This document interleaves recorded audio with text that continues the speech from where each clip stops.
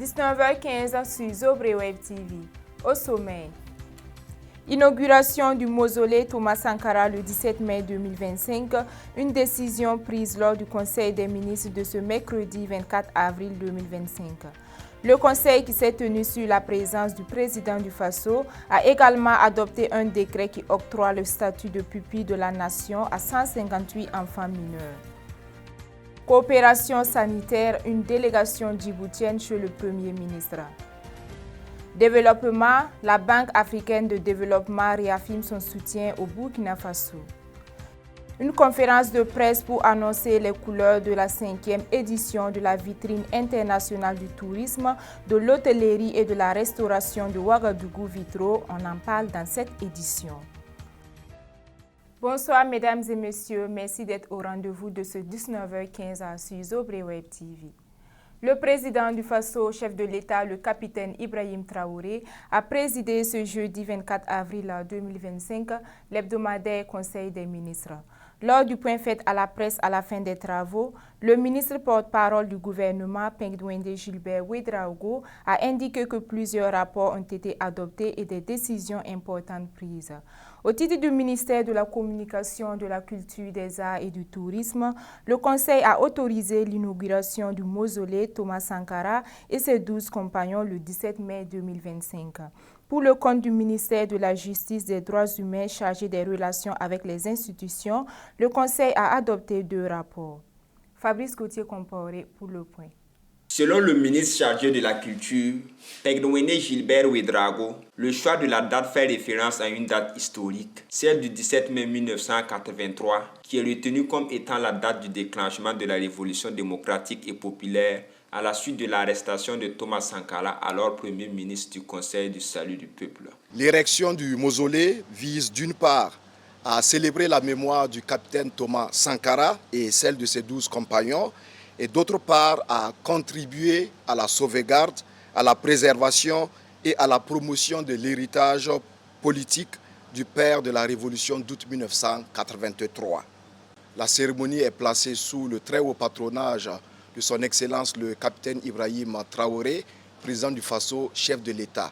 Le programme de cette journée prévoit le baptême de 12 rues au nom des 12 compagnons de Thomas Sankara, un discours officiel du chef de l'État qui sera donc suivi du dévoilement de la maquette définitive du projet global du mémorial Thomas Sankara.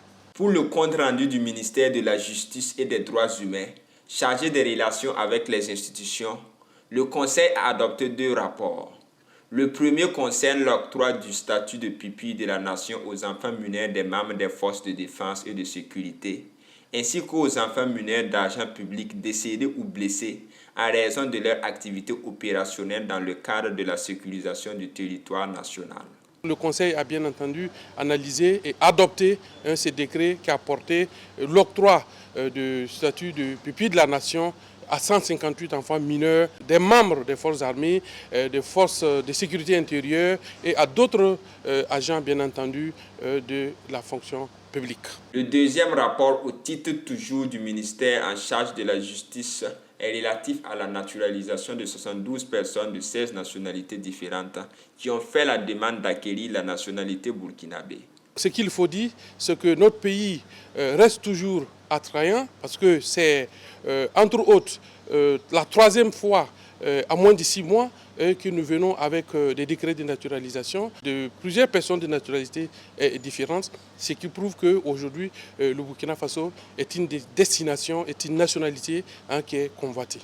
Ces nouveaux décrets renforceront la mémoire nationale avec l'inauguration du mausolée Thomas Sankara, soutiendront les familles des militaires et agents publics tombés ou blessés en service grâce à l'attribution du statut de pupille de la nation et favoriseront l'intégration internationale avec la naturalisation de 72 personnes, contribuant ainsi à l'unité et au développement du Burkina Faso.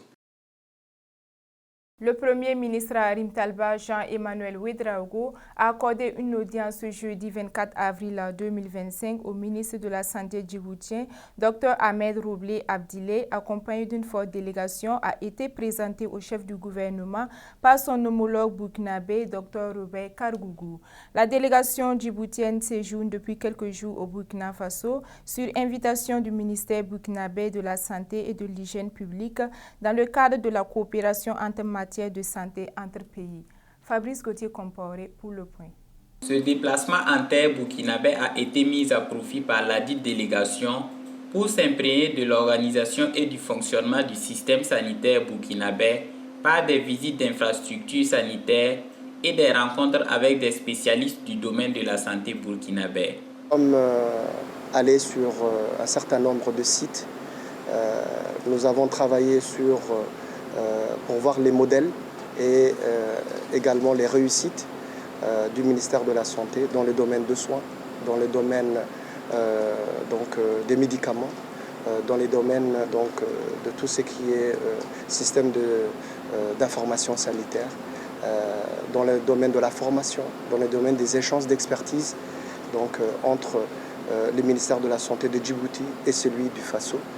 Et donc nous allons, Inch'Allah, faire un partenariat stratégique entre le ministère de la Santé de Djibouti et le ministère de la Santé du Faso. En guise de perspective, le chef de la délégation djiboutienne a affirmé une volonté des deux pays d'établir un partenariat stratégique dans le domaine de la santé. Nous nous réjouissons de ce partenariat sud-sud et nous allons aller de l'avant.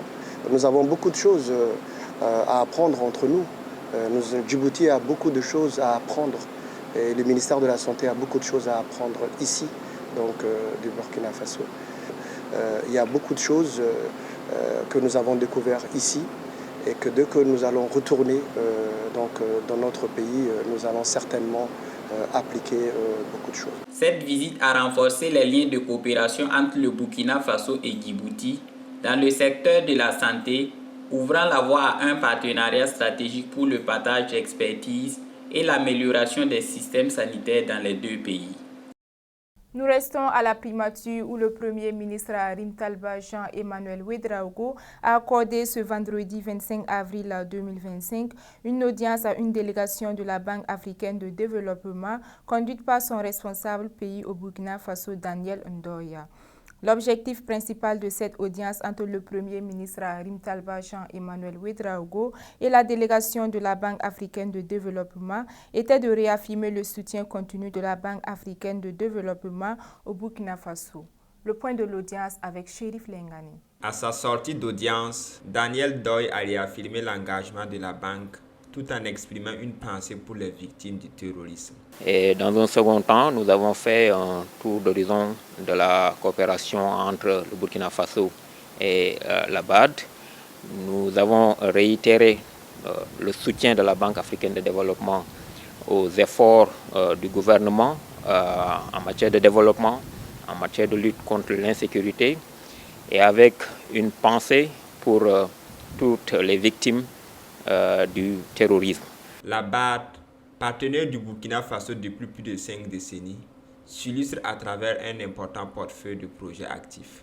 Nous avons présentement un portefeuille qui est composé d'une vingtaine de projets pour un montant d'environ 500 milliards de francs CFA, couvrant divers domaines, notamment le secteur des transports, de l'énergie, de l'agriculture, ainsi que de l'eau et l'assainissement et du secteur social. Le responsable pays s'est réjoui des résultats encourageants obtenus dans l'exécution des projets au Burkina Faso. C'est un portefeuille de projets qui s'exécute bien, avec de bonnes performances, et nous avons félicité le gouvernement pour leur disponibilité, leur engagement, et qui ont permis ces résultats positifs. Pour renforcer cette dynamique, une mission de haut niveau de la BAD est attendue en mai prochain au Burkina Faso. Nous aurons au mois de mai le séjour d'une mission de notre haute direction qui permettra d'aller plus en profondeur dans l'analyse de notre coopération et de définir avec les plus hautes autorités du pays les axes et les perspectives de coopération pour les prochaines années. Le Premier ministre a salué les efforts consentis par la BAD pour le développement au Burkina Faso. Il a par ailleurs invité l'institution à inscrire ses interventions dans la nouvelle vision de développement impulsée par le chef de l'État, le capitaine Ibrahim Traoré.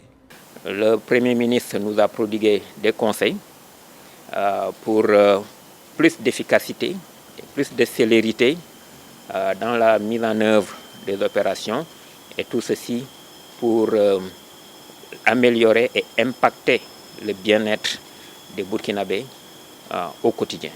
Cette rencontre traduit la volonté partagée du gouvernement burkinabé et de la BAD de bâtir une coopération renforcée axée sur l'amélioration des conditions de vie des populations.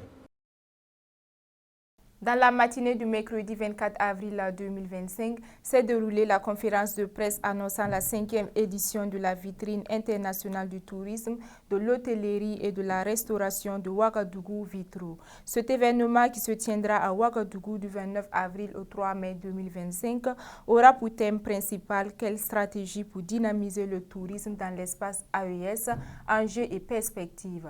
Chérif Lengane, reportage.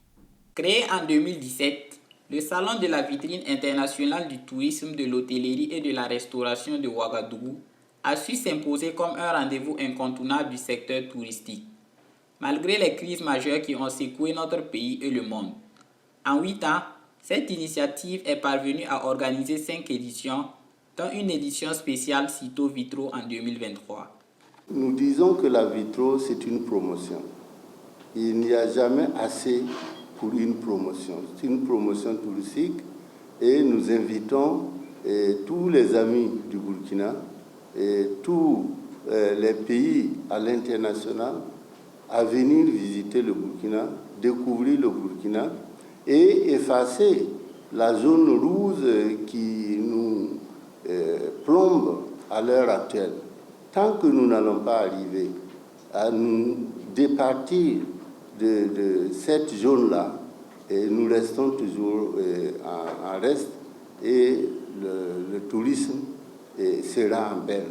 Le thème du Vitro s'inscrit dans un contexte régional particulier, marqué par la volonté des États membres de l'Alliance des États du Sahel de construire une nouvelle dynamique économique, sociale et culturelle.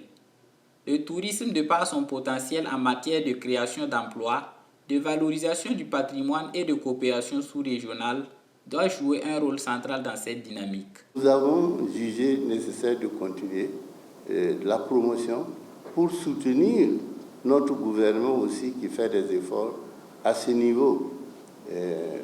Mais il faut se dire que ce n'est pas facile. Il y a des enjeux, mais le privé aussi tient un bon, en tout cas pour accompagner le gouvernement dans cette tâche. La Vitro 2025 se présente comme une plateforme d'échange et de promotion du tourisme, réunissant des acteurs nationaux et internationaux pour réfléchir aux stratégies de développement du secteur. Les moments forts tels que les expositions professionnelles, les rencontres B2B, les panels, les démonstrations culinaires et les excursions touristiques mettront en valeur le potentiel du tourisme dans l'espace AES. Parmi les innovations marquantes, la compétition du meilleur grilleur de poulet bicyclette et le concept Tangues illustrent la richesse du patrimoine burkinabé et l'originalité des offres touristiques. Tous les professionnels, partenaires et institutions sont appelés à soutenir cet événement pour en faire un succès collectif et renforcer la visibilité du tourisme sahélien. C'est la fin de ce 19h15. Merci de nous avoir suivis. Au revoir.